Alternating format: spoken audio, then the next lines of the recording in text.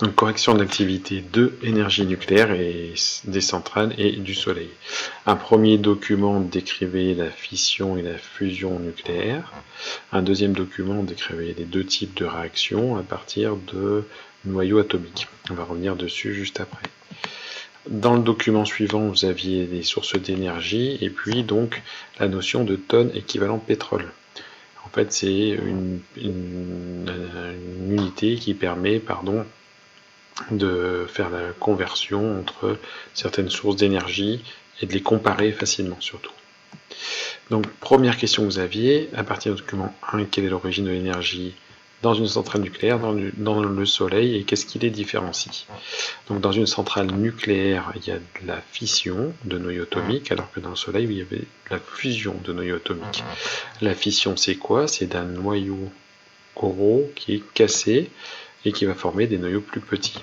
La fusion, c'est des noyaux petits qui s'unissent pour former un noyau plutôt gros. On peut regarder ça sur le petit schéma. Vous avez ici la fission, un gros noyau est cassé avec l'arrivée d'un neutron ici dessus, d'uranium, et je récupère l'énergie de cette façon-là. Et pour la fusion, deux noyaux d'hydrogène fusionnent et donnent de l'hélium ici, plus de l'énergie. Donc c'est deux façons en réalité de produire de l'énergie de façon différente. Une technique est bien maîtrisée dans la centrale nucléaire et celle du Soleil, c'est actuellement l'objet de recherche donc dans le domaine de la nucléaire, l'énergie nucléaire. Deuxième question, donc associée à chacun des schémas du document 2, la réaction de fonctionnement de centrale nucléaire et du Soleil. On vient de le dire, la fission, c'était dans la centrale nucléaire, c'est bien l'uranium, le combustible. Dans le Soleil, c'est la fusion, et c'est bien l'hydrogène, le combustible, et ça va former un noyau plus gros d'hélium. Ensuite, petite proportionnalité, combien de tonnes d'uranium sont nécessaires pour couvrir l'ensemble des besoins énergétiques mondiaux en 2017? Dans le document, vous aviez cette valeur, 13 500 mégatep, donc tonnes équivalent pétrole, et donc une tonne d'uranium, c'est 9,0 fois 10 puissance 4 TEP. Donc petite proportionnalité, vous arriviez donc à une tonne d'uranium, c'est 9,0 fois 10 puissance 4 TEP. Donc 13 500 fois 10 puissance 6 TEP, c'est combien de tonnes d'uranium? On faisait une petite proportionnalité, on trouve 150 000 tonnes, ce qui est quand même relativement important. Ensuite, donc, troisième activité du chapitre, différents types de réactions.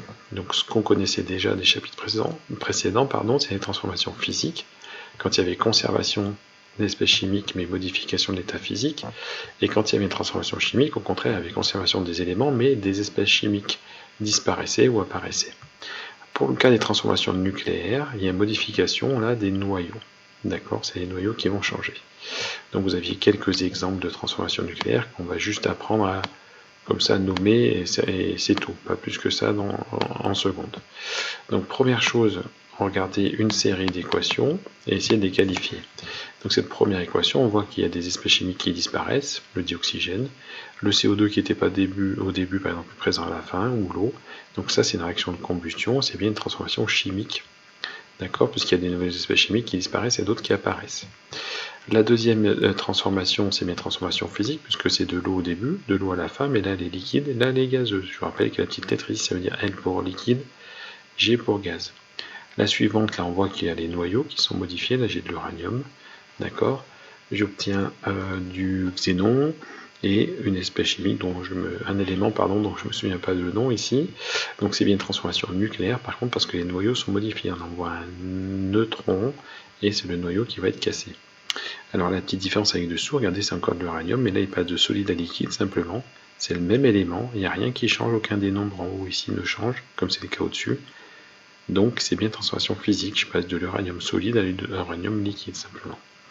Dernière équation, je m'aperçois qu'il y a des espèces chimiques qui disparaissent, d'autres qui apparaissent, donc ça c'est bien une transformation chimique. Alors, ce qu'il faut savoir repérer dans les transformations nucléaires, c'est simplement aussi peut-être le classement qu'on peut faire. La radioactivité alpha, c'est un noyau d'hélium qui part. La radioactivité bêta-, un électron. Je repère ici avec cette écriture un peu bizarre. Et la radioactivité bêta+, un positon. Voilà. On pourrait revenir dessus, mais un électron, ça n'a pas de masse, c'est le numéro en haut, mais une charge de -1. Le positon, c'est l'antiparticule de l'électron, ça n'a pas de masse, mais une charge de +1. Voilà, ça, c'est simplement un noyau d'hélium. Voilà pour l'essentiel. Bon courage à tous. On prend donc le temps de regarder la vidéo en corrigeant ces activités.